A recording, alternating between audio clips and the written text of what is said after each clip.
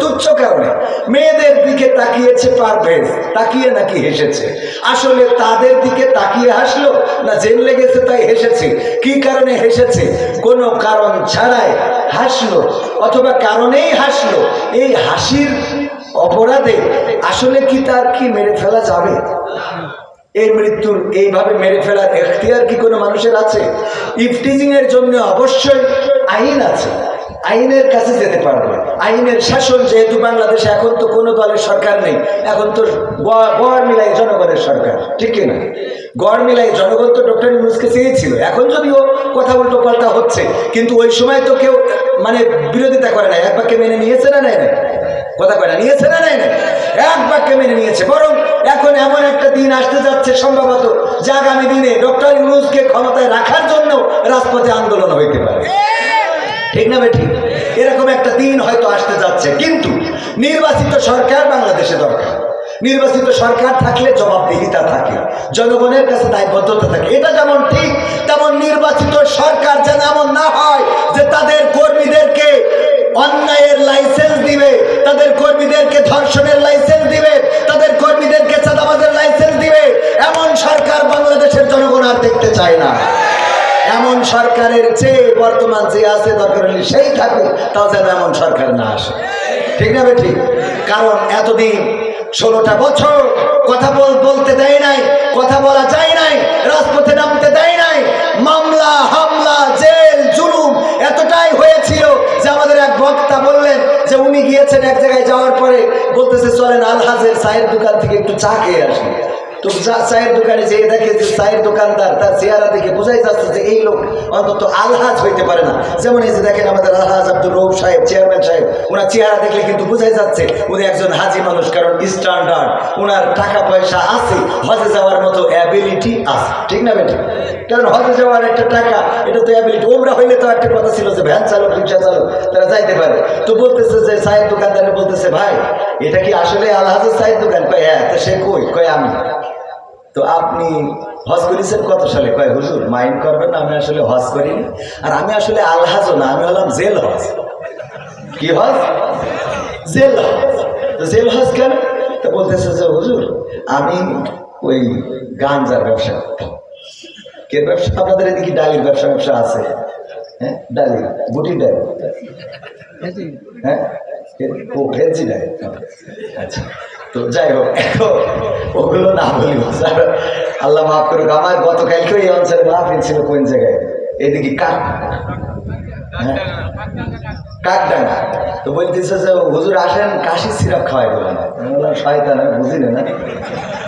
কাশির সিরাপ আমার অত কাশি এখনো হয়নি, কত বড় খাটাস। আমার বলতেছে কাশির সিরাপ খাওয়াবো, আপনি বোঝেন না, এমনি মনে মজা করে বলেছে। হ্যাঁ, খাওয়াই দিয়ে আমার আবার ছবি টবি তুলে মানে কাশির সিরাপের নাম করে খাওয়াই দিয়ে ছবি দিলে। যাই হোক, আলহামদুলিল্লাহ চেয়ারম্যান সাহেব সত্যি সুন্দর একজন মানুষ। আল্লাহর শুকরিয়া আদায় করছি যে মহান রব আমাদেরকে মুসলমান হিসাবে জন্মগ্রহণ করিয়েছেন, এমন একটা দেশে জন্মগ্রহণ করিয়েছেন যেই দেশে আর যাই হোক একে অপরের প্রতি এখনো ভ্রাতৃত্ব আছে। আমাদের সাবেক সাধারণ সম্পাদক বলেছিল যে যদি ক্ষমতা চেঞ্জ হয় প্রথম দিনেই 10 লাখ লোক মরবে, ঠিক না বে? ঠিক বলেছিল কিনা? কিন্তু 10 লাখ না, 10,000ও কি মরেছে? 1,000ও কি মরেছে? যে কয়টা ছাত্র আন্দোলনে শহীদ হয়েছে সেই কয়জনও মরে। এই ভ্রাতৃত্ব, এই বন্ধুত্ব, এটা আল্লাহ রাব্বুল আলামিন আমাদের দেশে দিয়েছেন। এই ভ্রাতৃত্ব নিয়ে আমরা বসবাস করতে চাই, বলেন ঠিক না বেঠিক? আমরা এই ভ্রাতৃত্ব নিয়ে এই সমাজে থাকতে চাই, এই দেশকে সামনে এগিয়ে নিতে চাই। এই দেশে এমন একটা সুদিন আনতে চাই যেদিন মানুষ মানুষের অধিকার ফিরে পাবে, যেদিন ধর্ষিতা বোন মুখ ঢেকে কাটবে না, যেদিন ফকিরেরা ভিক্ষার জন্য রাস্তায় থালা নিয়ে বসে থাকবে না, যেদিন নির্বিচারে মানুষ হত্যা হবে না, যেদিন আমার ওই ছাত্র পারভেজ শুধুমাত্র একটু হাসি দেওয়ার কারণে আরেকজন চাকু মেরে হত্যা করবে না, যেদিন মা সন্তানের সাথে সদাচরণ করবে, সন্তান পিতামাতার অধিকার বুঝে দেবে, এমন একটি সমাজ গড়ার স্বপ্ন দেখছি এবং আগামীতে সেটা হবে, এটা আমরা প্রত্যাশা করি, বলেন ঠিক কিনা? কারণ আমরা দেখতে পাচ্ছি, আমরা দেখেছি ইংরেজদের শাসন, তারা আমাদের দেশ শাসন করেছে প্রায় 200 বছর। শান্তি দিতে কি পেরেছে? আমাদের উপরে জুলুম করেছে, আমাদের দিয়ে নীল চাষ করিয়েছে, জুম চাষ করিয়েছে, আমাদের উপরে নির্যাতনের স্টিম রোলার চালিয়েছে, হিন্দু জমিদারদের দিয়ে মুসলমানদেরকে নেড়ে বলে বিভিন্ন ভাবে নির্যাতন নিষ্পেষণ করেছে। এরপরে আমরা পেয়েছি পাকিস্তান।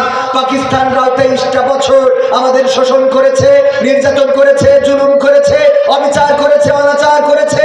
বিনিময়ে 1971 আমরা লড়াই করে আনলাম একটা স্বাধীন সার্বভৌম বাংলাদেশ। তারপর থেকে আজকে 53 বছর পার হয়ে গেল। কেউ সোনার বাংলা করতে চেয়েছে, কেউ সবুজ বাংলা করতে চেয়েছে, কেউ সোনালী বাংলা করতে চেয়েছে, কেউ নতুন বাংলা করতে চেয়েছে, কেউ পলিথিন মুক্ত বাংলা করতে চেয়েছে, কেউ ডিজিটাল বাংলা করতে চেয়েছে, আর কেউ বলেছিল আগামীর দেশ হবে স্মার্ট বাংলাদেশ। বলতে যে স্টেজ ভেঙে ফেলেছে। ঠিক না? ঠিক ভেঙেছে না ভাঙে নাই? আমরা সোনার বাংলায় শান্তি পাই নাই, সবুজ বাংলায় শান্তি পাই নাই, নতুন বাংলায় শান্তি পাই নাই, আমরা ডিজিটাল বাংলায় শান্তি পাই নাই, স্মার্ট বাংলায় শান্তি পাই নাই। এখন আমরা দেখতে চাই আগামীর বাংলা হবে কোরআনের বাংলা, আগামীর বাংলা হবে ইসলামের বাংলা। আমরা দেখতে চাই আল্লাহর কোরআনের বাংলায় শান্তি আসে নাকি আসে না। আমার কথার সাথে একমত কারা কারা দেখতে চায়?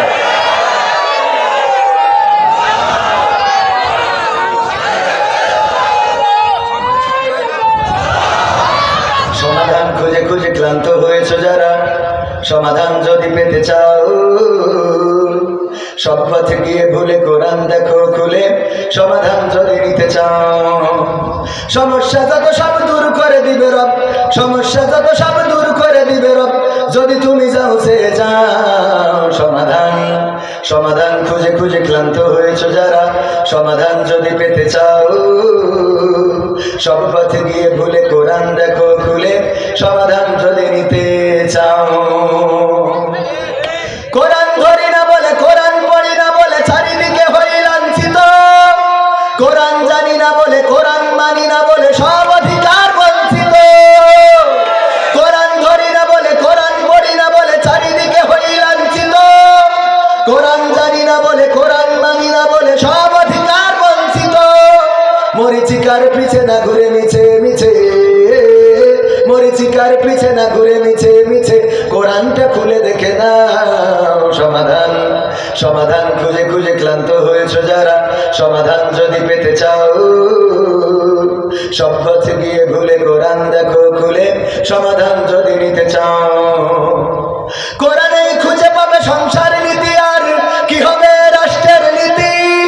কোরআনের আইন চললে দেশে দূর হবে সব দুর্নীতি, কোরআনে খুঁজে পাবে সংসার নীতি, আর কি হবে রাষ্ট্রের নীতি। কোরআনের আইন চললে দেশে দূর হবে সব দুর্নীতি। মানবের রচিত মতে শান্তি খুঁজো না পথে, মানবের রচিত মতে শান্তি খুঁজো না পথে, কোরআনটা খুলে দেখে না।